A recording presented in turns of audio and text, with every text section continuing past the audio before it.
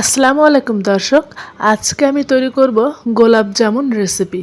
মাত্র half cup আটা দিয়ে এই রকম নরম তুলতুলে গোলাপ জাম রেসিপি দেখাবো।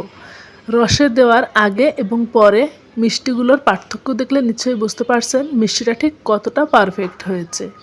ভেতর পর্যন্ত শিরা ঢুকে এরকম নরম তুলতুলে গোলাপ জাম রেসিপিটি চলুন শেয়ার করি।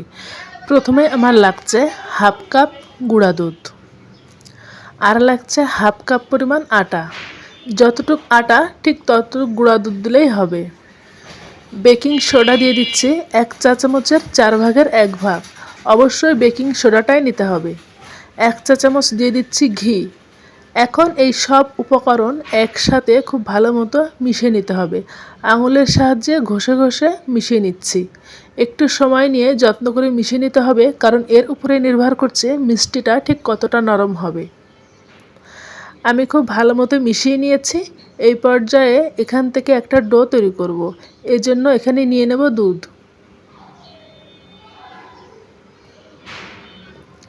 আমি এই দুধটা আগে জাল করে রেখেছিলাম, এখন পরিপূর্ণ ঠান্ডা অবস্থায় আছে।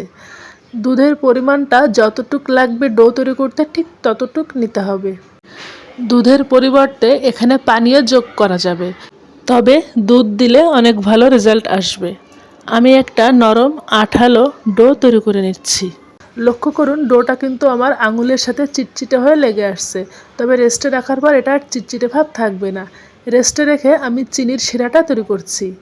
একটা পাত্রে নিয়ে নিচ্ছি 1 কাপ চিনি এবং 3 কাপ পানি। শিরার পরিমাণটা একটু বেশি পরিমাণেই করতে হবে, কারণ এই মিষ্টিটা অনেক বেশি শিরা চুষে একদম রসে টয়টুম্বুর হয়ে যায়, আর শিরাটা এরকম পাতলাই হবে। চামচ দিয়ে নেড়ে চেড়ে দিচ্ছি এবং এই শিরায় বলক তুলে নিচ্ছি। এই শিরা অনেকক্ষণ জাল করে ঘন করার কিছু নেই। বলক চলে আসলে 2 মিনিট জাল করে এটা এক সাইডে রেখে দেব। চলে আসলাম 5 মিনিট পর। দেখুন ডোটা কিন্তু চিটচিটে ভাবটা অনেকটাই চলে গিয়েছে। হাতে একটু তেল মেখে নিয়েছি এবং একটা চামচ নিয়ে চামচেও একটু তেল মেখে নিয়েছি। চামচে অল্প করে ডো নিয়ে এইভাবে হাতের তালু দিয়ে মিষ্টি তৈরি করে নিচ্ছি। মিষ্টি এখন যে সাইজ তৈরি করছি ভাজার পর হয়ে যাবে ডাবল, এবং শিরায় দেওয়ার পর আরও ডাবল হয়ে যাবে। সেটা মাথায় রেখে ছোট ছোট সাইজ করে মিষ্টিটা তৈরি করতে হবে। সবগুলো মিষ্টি তৈরি হয়ে গিয়েছে, এখন ভেজে নেব। এর জন্য প্যানে দিয়ে দিচ্ছি সয়াবিন তেল। তেলটা হালকা গরম হবে, এইরকম আঙুল ছোঁয়ানো যাবে। এই পর্যায়ে একে একে মিষ্টিগুলো তেলের ভিতর ছেড়ে দিতে হবে। মিষ্টিগুলো দেওয়ার আগে আমি 2 হাতের তালু দিয়ে আবারও গোল করে দিচ্ছি, কেননা মিষ্টিগুলো রেখে দেওয়ার ফলে কিছুটা চ্যাপ্টা হয়ে গিয়েছিল, যেহেতু ডোটা অনেকটাই নরম ছিল। মিষ্টিটা দেওয়ার সাথে সাথে কিন্তু তেলের ভেতরে অনেক বেশি বাবল ক্রিয়েট হচ্ছে না। এ থেকেই বোঝা যাচ্ছে তেলটা কিন্তু অনেক বেশি গরম হয়নি, হালকা গরম আছে। এখন অল্প অল্প করে ফেনা তৈরি হচ্ছে এবং মিষ্টিগুলো সাইজে অনেকটাই বড় হয়ে যাচ্ছে।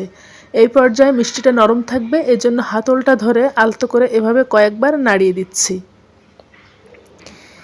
মিষ্টিটা খুব দ্রুতই বড় হতে থাকবে এবং বেকিং সোডা দিয়ে বানানোর ফলে মিষ্টিটার গায়ে ফাটল আসা শুরু করবে। যখন দেখবেন মিষ্টিটার গায়ে ফাটল চলে আসছে, তখন চুলার আঁচটা বাড়িয়ে দিবেন। বাড়িয়ে দিলে মিষ্টির গায়ে একটু কালার চলে আসবে এবং এর স্কিনটা একটু শক্ত হয়ে যাবে এবং ফাটল আসা বন্ধ হয়ে যাবে। তবে ফাটল আসলেও সমস্যা নাই, শিরাতে দেওয়ার পর এটা মিষ্টিটা অনেকটাই বড় হয়ে যাবে এবং ফাটলের জন্য কোনো সমস্যা হবে না। চুলার আঁচটা বাড়িয়ে দেওয়ার ফলে কালারটা অনেক দ্রুত চলে এসেছে। আবারও আমি চুলার আঁচটা একদম কমিয়ে লো হিটে করে দেব। লো হিটে মিষ্টিটা এখন সময় নিয়ে একদম গোলাপ জামের কালার করে ভেজে নিতে হবে। আমি একটু ডিপ কালার করে ভেজে নেব। মিষ্টিটা হয়েছে কিনা এভাবে চেক করে দেখতে পারেন। যদি দেখেন আঙুল দিয়ে চাপ দিলে বসে যাচ্ছে, আবার পূর্বের অবস্থায় ফিরে আসছে, তাহলে বুঝতে হবে মিষ্টিটা পারফেক্টভাবে ভাজি হয়েছে এবং খুব ভালো মতো শিরা ঢুকবে। এইরকম কালার করে তেল ঝরিয়ে মিষ্টিগুলো আমি তুলে নিচ্ছি। আমি এই গরম গরম মিষ্টিটাই শিরার ভেতরে দেব। এই পর্যায়ে শিরাটা অল্প গরম আছে। অল্প গরম শিরার ভেতরে গরম গরম মিষ্টিটা দিয়ে দিতে হবে।